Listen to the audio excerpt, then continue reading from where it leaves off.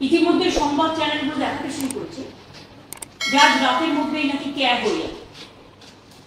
আমার কথা হচ্ছে 20 সালে ক্যা আইনটা পাশ হয়েছিল, তারপরে বারবার এক্সটেনশন করে আজকে 4 বছর লেগে গেল। নির্বাচনের সময় দুদিন মাত্র বাকি, নির্বাচনে মাত্র 2-3 দিন, তখনই এটা করার প্রয়োজন পড়ল। তার কারণ এটা একটা রাজনৈতিক পরিকল্পনা। আমরা অপেক্ষা করছিলাম ক্যাব আইনটা অ্যাকচুয়াল কি করেছে। 2 হচ্ছে এখনো পর্যন্ত নোটিফিকেশনটা আমরা পাইনি, নোটিফিকেশনটা কি আছে। 3 হচ্ছে যে রুলসটা করেছে সেই রুলসটা কি বলা আছে। আমি প্রথমেই আপনাদের জানিয়ে রাখি, পুরোটা রিপোর্ট দেখার পর, কাগজ হাতে পাওয়ার পর ডিটেলসটা আমি কালকে হাবড়ার মিটিং থেকে বলবো। আজকে আমি যেটুকু বলতে চাই, যদি কোনো বৈষম্য হয় সেই জিনিস আমরা মানি না। ধর্ম বৈষম্য হোক, বর্ণ বৈষম্য হোক, লিঙ্গ বৈষম্য হোক, মানব জাতির বৈষম্য হোক, এটা আমরা মানি না। 2, আমি মনে করি যে আজকে যাদের বলা হচ্ছে ছেলের হাতের মুয়া, হয়তো একটা বড় জোর ওই 2 দিনে কাউকে তো দিতে পারবে না, জাস্ট শো অফ, জাস্ট একটা ছেলের হাতের মুয়া, লালিপপ, বলবে আপনারা পোর্টালে নাম লিখুন, এরকম কিছু একটা করবে। তা পোর্টালে তো সব ধর্মের লোকেরাই নাম লেখাবে, কিন্তু সেই নাম আদৌ কার্যকরী হয়। আর যদি আজকে ক্যাব করে বলে আপনি নাগরিক, তার মানে কি এতদিন তারা নাগরিক ছিল না? সেই জন্যই কি মতুয়া ভাই বোনদের এবং নমশুদ্ধদের আধার কার্ড বাতিল করার চক্রান্ত হয়েছিল? কেন তাদের আধার কার্ড বাতিল করা হচ্ছিল? তার মানে নতুন কিছু করবে, পুরনোটার কোনো গুরুত্ব থাকবে না। আমাদের থিওরি হচ্ছে, আমরা সবসময় বলি আমরা সবাই নাগরিক। আজকে কেউ চাকরি বাকরি করছে, কেউ স্কুলে পড়াশোনা করছে, কেউ জমি জমা কিনে সেখানে দীর্ঘদিন ধরে বসতি তৈরি করেছে। তার মানে সেগুলো কি ভ্যালিড নয়? আইনত কোশ্চেন হবে না তো যে তার মানে আগে যে সুযোগগুলো তারা পেতেন সেটা সব অবৈধ হয়ে যাবে, সেগুলো বৈধ হবে না। একমাত্র ক্যাব বৈধ যদি হয়, তাহলে এতদিন ধরে মানুষ যে সুযোগ পেয়ে আসছিল, তাদের ভোটেই তো প্রধানমন্ত্রী নির্বাচিত হয়েছে, তাদের ভোটেই তো চিফ মিনিস্টার নির্বাচিত হয়েছে, তাদের ভোটেই তো গ্রাম সভা হয়েছে, পঞ্চায়েত সমিতি হয়েছে, জেলা পরিষদ হয়েছে, কর্পোরেশন হয়েছে। তাহলে সেই ভোটের কোনো মূল্য নেই, সেই নাগরিকত্বের কোনো মূল্য নেই। নাগরিকত্ব ভোটের আগে নতুন করে চিন্তা করতে হচ্ছে।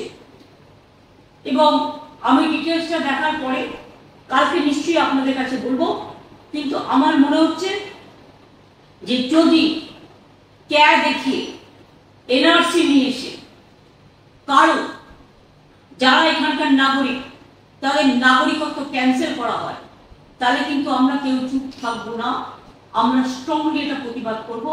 আমরা আগে জানিয়ে গেলাম। 2 হচ্ছে নো এনআরসি, এনআরসি তো আমরা মানতেই পারি না। আর ক্যাব নাম করেও কাউকে ডিটেনশন ক্যাম্পে রেখে দেবে, এই চালাকিও আমরা করতে দেবো না। ভোট আজকে আছে, কাল ফুরিয়ে যাবে, আর 2 দিনে কেউ নাগরিকত্ব পাবেও না। এটা লোক দেখানো, জাস্ট প্রতারণা মানুষের সাথে, ছলনা। এতে যদি কেউ খুশি হয় আমি খুশি হব, কিন্তু এতে যদি কেউ দুঃখী হয় আমি দুঃখ পাবো। কাজে আমি অপেক্ষা করছি টোটাল আইনটা দেখবার জন্য। এবং আমি এখনো মনে করি আমাদের এখানে যারা আছেন সারা ভারতবর্ষে, যারা ভারতবর্ষে বসবাস করেন, বাংলায় বসবাস করেন, তারা প্রত্যেকে নাগরিক। তাদের নাগরিক অধিকার, তাদের গণতান্ত্রিক অধিকার, তাদের সামাজিক অধিকার, তাদের প্রতিষ্ঠার অধিকার, তাদের ইকোনমিক অধিকার, তাদের ব্যক্তিগত অধিকার, তাদের সম্পত্তির অধিকার সবই থাকবে। এই নতুন আইন কারো আগেকার অধিকারগুলোকে বাতিল করে দেবে না তো।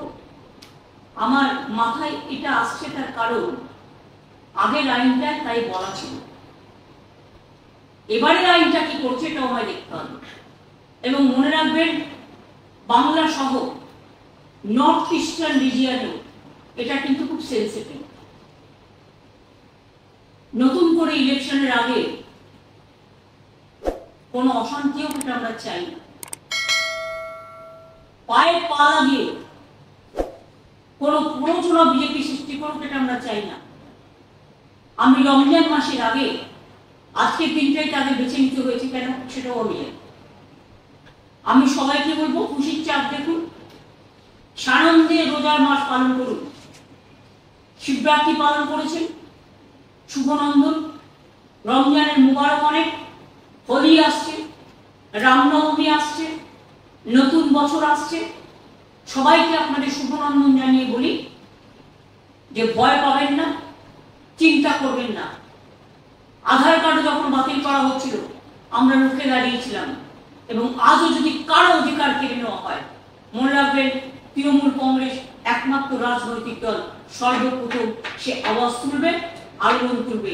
তার মানে সূচনাটা আমি এখনই করে দিয়ে গেলাম, কারণ মধ্যরাত্রে মধ্যগগনে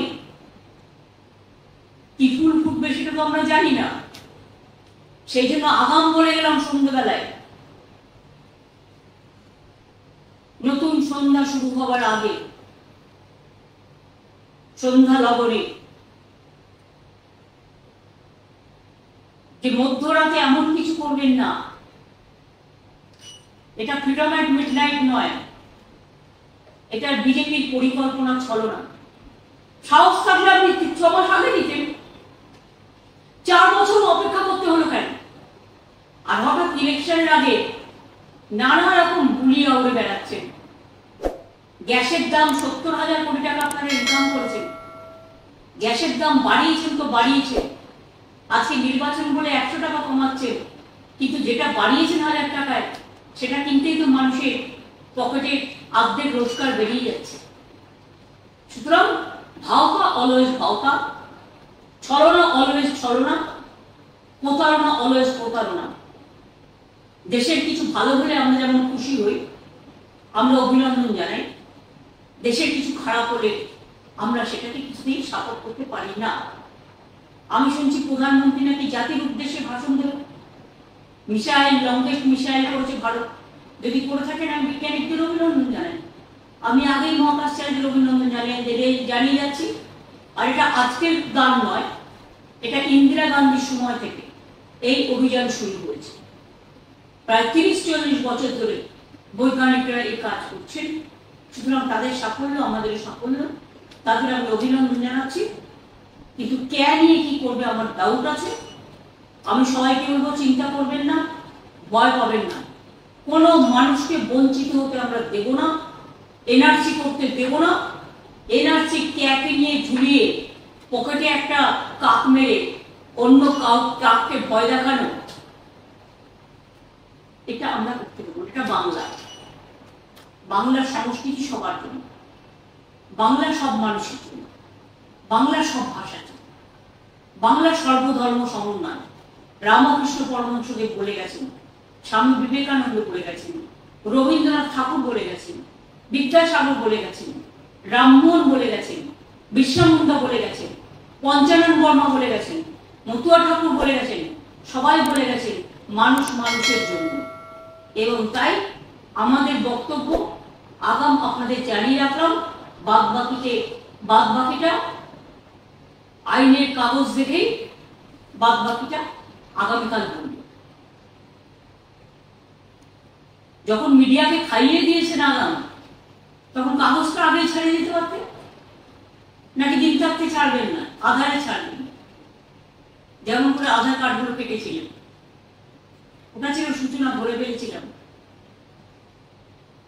তাই আমি বলবো যে আমি পুরোটা দেখে বাদবাকি কালকে হাবড়া মিটিং থেকে বলবো।